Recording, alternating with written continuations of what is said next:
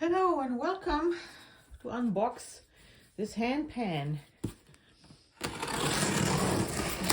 So I hope it's maybe a gift for my grandson, but I first want to check it out.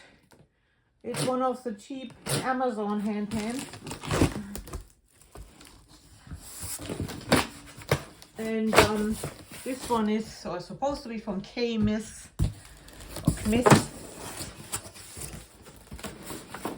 So you got your chair. You put it on.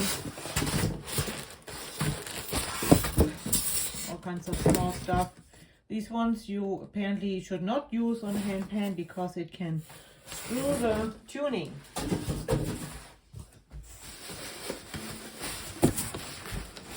There she is.